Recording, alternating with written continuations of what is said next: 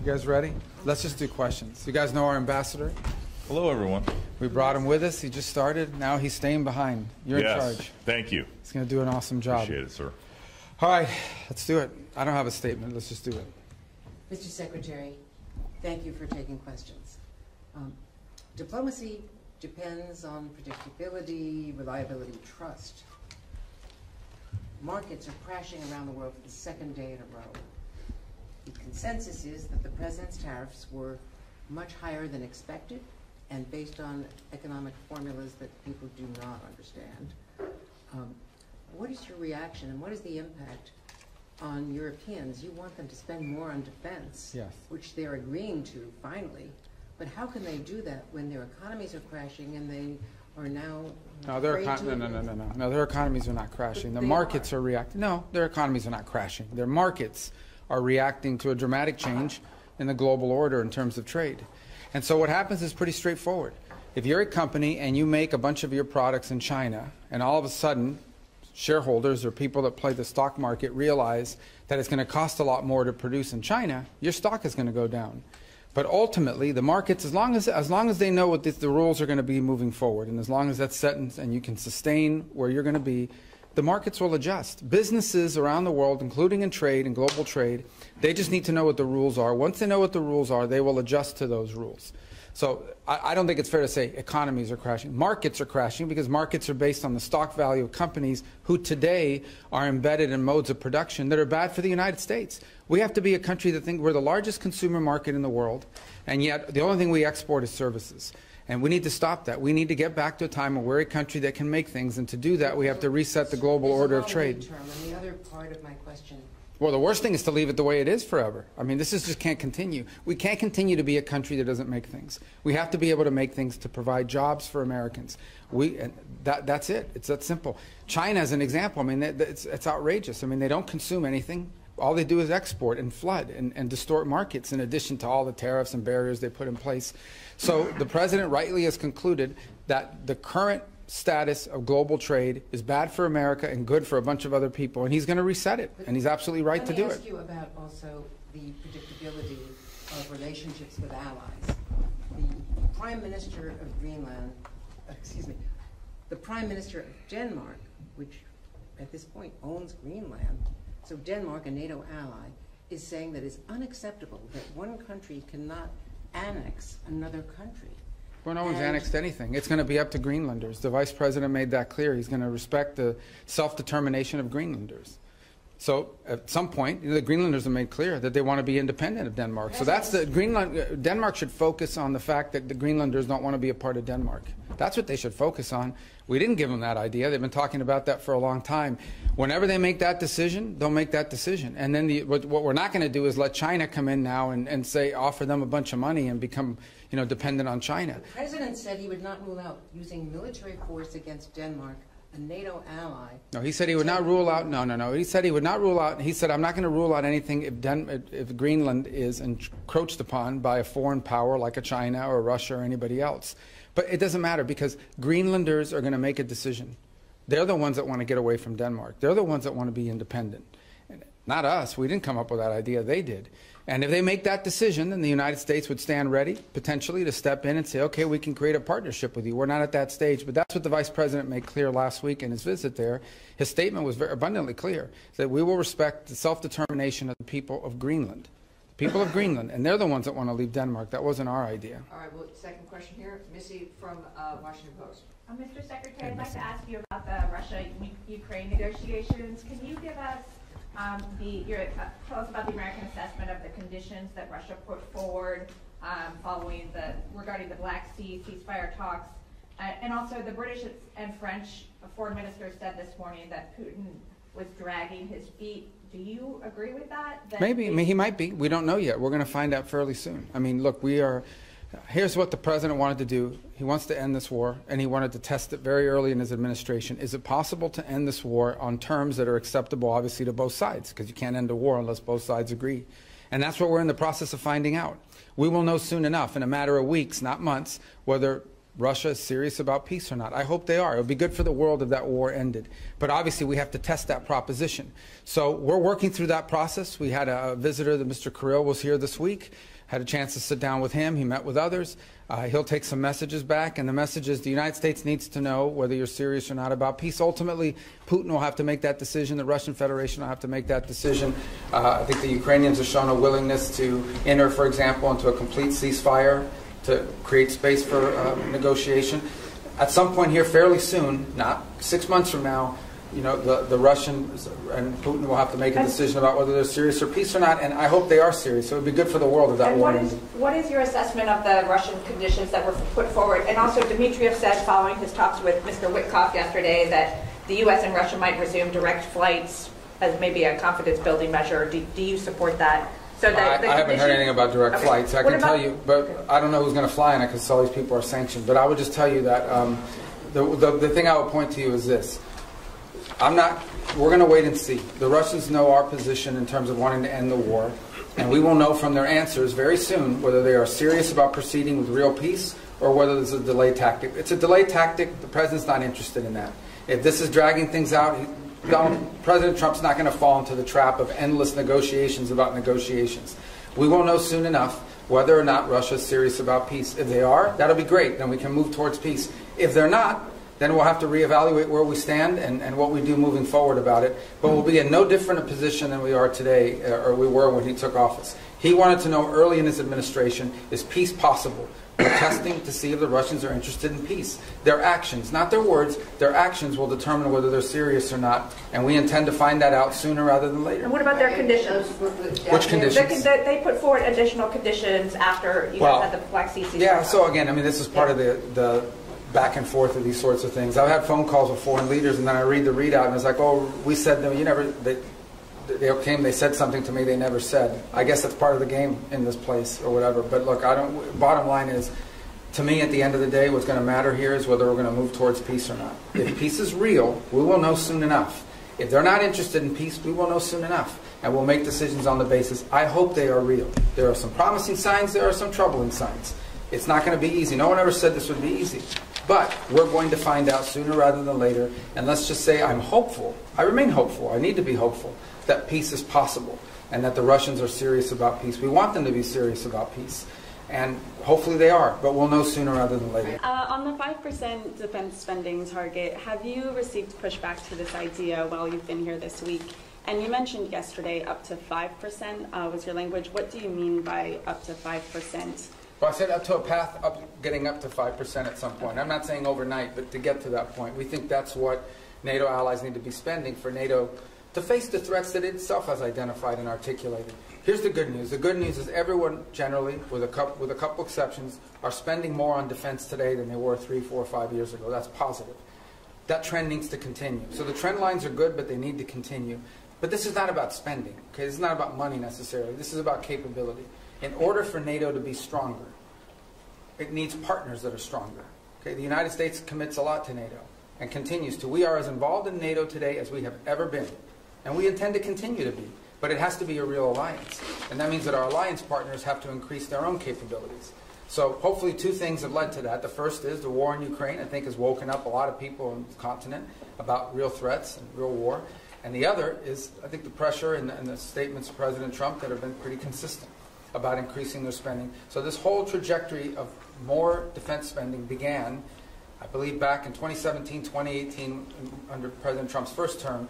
We want that trend to continue. And we're hoping when the leaders meet in The Hague that there'll be further and firmer commitments in that direction. I think it's beneficial to the alliance. The stronger our partners in NATO are, the more capable our partners in NATO are, the stronger NATO is. And everybody should be in favor of that. And sorry, just to follow up, so will you try and get the official target as 5% rather than 2%, and will the U.S. commit to 5%? Sure, we're heading there now. I mean, we're going to have to spend more on national security because we have a global footprint. And that's the point that I think has been made and missed in a lot of places. Okay, the United States has Indo-Pacific alliance obligations as well that we've made. We are currently involved in opening up the Red Sea so that global shipping for everyone, including our European partners, can become possible again. We're engaged in counter-drug and counter-gang interdictions in the Western Hemisphere. There's obviously all sorts of issues going on in different parts of the world, including we're concerned about a resurgence of terrorist cells, whether it's in Africa or in the Middle East. So the U.S. has these global obligations, and we have China that's undergoing the largest, most expansive peacetime military expansion in history. So we need to confront all of these things, and we're engaged in all of those things. So we're going to have to increase the spending in our country. I think our commitment to NATO isn't just 3-something% spending of GDP. It's sustained over an extraordinary period of time, and that continues. So, look, I think our partners know they need to do more. They've all indicated they want to do more. They've begun to do more, and that trend needs to continue. Mr. Secretary, you mentioned that you met with Kirill Dmitriev as well. In order to stop them from dragging their feet and dragging this on, is there anything that you said, perhaps not threats, but is there anything that you said you wanted to see concretely from the Russian side in order to peace. We want to see peace. But specifics in terms of getting to this ceasefire first and then the negotiations later? I mean, peace means you stop shooting at each other. I mean, it's as simplistic as that. Now, obviously, look, there's all kinds of conditions for a final peace, and you have to work with both sides. And I've said from the beginning, the only way a war ends in a negotiated settlement. If it's not an unconditional surrender, then it is both sides make concessions. We're not going to prejudge what those concessions are, because those concessions will depend on what Ukraine will accept and Russia will accept. But we have to make concrete steps towards peace. What we're not interested in, and I'm not accusing them of this, I'm just telling you what we're not interested in is negotiations about negotiations. That we're not going to continue this forever. So none of it was threatening. I think it was more an explanation of, this is our timeline, and at some point it'll be clear whether you want peace or you don't want peace. And that time is coming. It's pretty short. At the same time, as you now have seen, members of Congress have begun to file bills to increase sanctions. So there is going to be growing pressure from Capitol Hill to impose sanctions that we're not going to be able to stop if, in fact, we're not making progress towards peace. All these factors have been explained in the nicest way possible. Hopefully he'll take that message back to Moscow, and it'll make clear that we need to begin to see real progress, or we'll have to conclude that they're not interested in peace. But let's hope they are, because I think it would be better for everyone. Are more talks planned? Well, we need to hear an answer to this. I mean, we're going to have talks as long as talks are about something. It can't be talks about talks. At the end, I think initially it was important to talk because we hadn't talked to them in a long time, but now we've reached the stage where we need to make progress. And if we're not making progress towards peace, then we have a set of factors that we have to take into account. But hopefully we are going to make progress towards peace. I remain optimistic that we can. It'll be hard, it'll be difficult, but I'm optimistic that we can. Mr. Secretary, the Myanmar earthquake, I mean, normally in these kind of events you would have up to 200 Americans with sniffer dogs, special equipment, experts in their field, saving lives on the ground. This has not happened because of the dismantling of US... Well, that and the fact that it's run by a military junta that doesn't like us. So it's hard for us to move around in that country. Related say these events are always non-political. They went into Syria, for example, in the Turkey-Syria earthquake. So they can accept... Well, we're not the government of the world. No, we'll provide humanitarian assistance, just like everybody else does, and we will do it the best we can. But we also have other needs we have to balance that against. We're not walking away from humanitarian assistance. But again, I go back, there's a lot of other rich countries in the world. They should all be pitching in. We're going to do our part. We already have people there. We'll have more people there. We'll help as much as we can. It's not the easiest place to work. Okay, they have a military junta that doesn't like us, doesn't necessarily allow us to operate in that country the way we wanted to. That would have impeded our response no matter what. That said, we are willing to continue to help in the humanitarian crisis. Other countries need to do so as well. China's a very rich country. India's a rich country. There are a lot of other countries in the world, and everyone should pitch in. I don't think it's fair to assume that the United States needs to continue to share the burden, 60-70% of humanitarian aid around the world. We will be in the business of humanitarian aid, but we have other priorities as well that are national interest priorities of the United States, and we're going to align all those to be properly balanced. Isn't it soft power? I mean, all of the experts in this have said the reason is not because of the politics of Myanmar, but it's because of the dismantling of USA, and you simply couldn't deploy. Yeah, I don't listen to these so-called experts. There's not real experts. These are so-called experts. These are people that are part of that NGO industrial complex. No, these are people that make millions and hundreds of millions of dollars in these NGOs all over the world that stand up and they get flooded with U.S. taxpayer money, and then we have to spend $100 million to get $10 million to people. We're not doing that anymore. Okay? We have stopped. We are no longer going to spend $100 million to get $10 million to recipients. We're not going to fund these global NGOs all over the world that are living off of this. We're not doing it. We are prepared to help and work with governments and appropriate NGOs on the ground that are delivering assistance. We will be there and we will be helpful. There are a lot of other rich countries. They should also pitch in and help. And some of them are and some of them are not. But we are going to do our part. We're going to continue to do our part. But it's going to be balanced with all of the other interests we have as a country. We are not a nation. We are richest country in the world, but our resources are not unlimited. They are not unlimited, and we have a massive national debt, and we have many other priorities as well, and it's time to recalibrate all of that. So we'll be there, we'll be helpful as much as we can. We've got other things we have to take care of as well, but we care deeply about what's happened there. Mr. We wish we had a more cooperative government. Mr. Secretary, the Middle East was part of your discussion here in NATO, especially did you find support from members toward your policy, our airstrikes and Houthis, and your maximum pressure policy toward Iran? Yeah, I mean, on the Houthis, everybody wants to get their ships through the Red Sea. We're the only ones doing anything about it, but everyone wants to, get their ships through there. As I said, we've done the world a great favor by taking on this band of criminals who have, unfortunately, sophisticated weaponry that they can use to, they attacked, 150, 160 merchant vessels. 174 times they've attacked the United States Navy. So I think the world should be grateful to the United States for being involved in this and doing this. Everyone thanks us for it. I understand these nations have limited capabilities despite being very rich countries. Nobody else can project power there and do this. But that said, we think that mission is going to bear fruit, and it's necessary. We can't have a band of criminals controlling that. In the case of Iran, I don't know of any country in the world that's excited about Iran ever having a nuclear weapons capability. Some are more forceful about it than others. We've had talks about that. As you know, the president would like to figure out what's going to happen there. But he's also made it clear that there's not going to be a nuclear-armed Iran. That's not going to happen under his watch. Mr. Secretary, what's your message to foreign citizens who may be afraid to come to the United States because they're concerned about potentially being detained over some minor administrative error, because they might have something on their phone like criticism of the president or of the Israel-Gaza conflict, and they don't want to come into the United States now? No, first of all, those people that have their phones looked at and so forth, and I'll refer you to CBP to go through their processes. But generally, it's people that have been flagged coming in for a reason. I would say that if you're not coming to the United States to join a Hamas protest or to come here and tell us about how right Hamas is, or to tell us about, stir up conflict on our campuses and create riots in our street and vandalize our universities, then you have nothing to worry about. But thousands and thousands of people come into the U.S. every single day to conduct business, to travel, to do all sorts, to visit relatives. It happens every day. It's very commonplace, and nobody has a problem.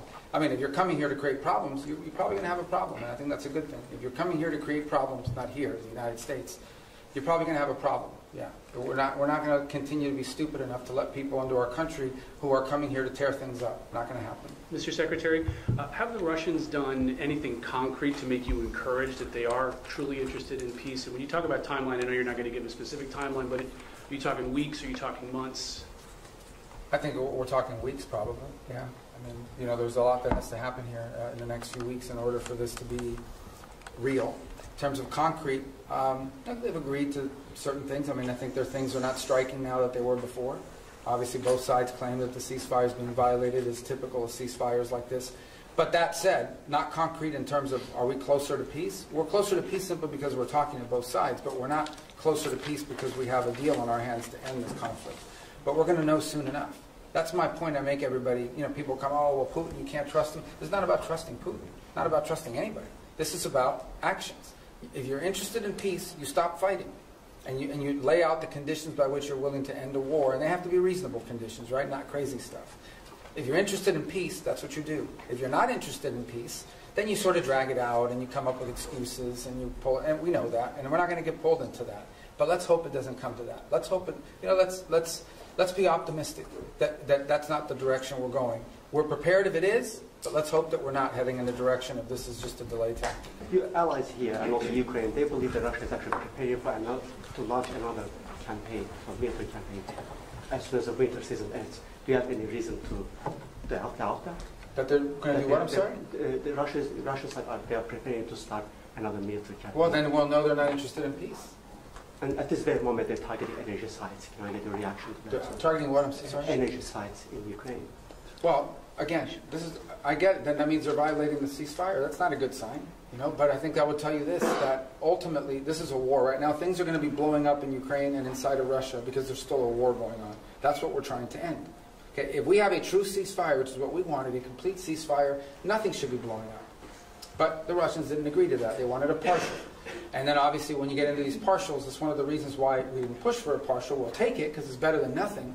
But one of the reasons why we didn't push for a partial, because there's always disputes about what are you hitting and what you're not hitting. But in the end, this is still a war, and we want it to stop. The fact that religious sites are being hit, or energy sites are being hit, or civilian sites are being hit, that's why war is a bad thing. And that's why the president wants to end it. As far as them conducting another campaign, well, then that'll be a very clear sign. Right? If all of a sudden we wake up tomorrow and the Russians are launching a massive offensive, then I think that's a pretty clear sign they're not interested in peace. That hasn't happened yet. Let's hope it doesn't happen. We want to know whether they want to do peace or not. And if they do, then there's a way there, and we're willing to help. If they're not, then it's good to know early so we can adjust our policies accordingly. All right, everybody, All right. thank you so much. Thank you, guys. Thank you.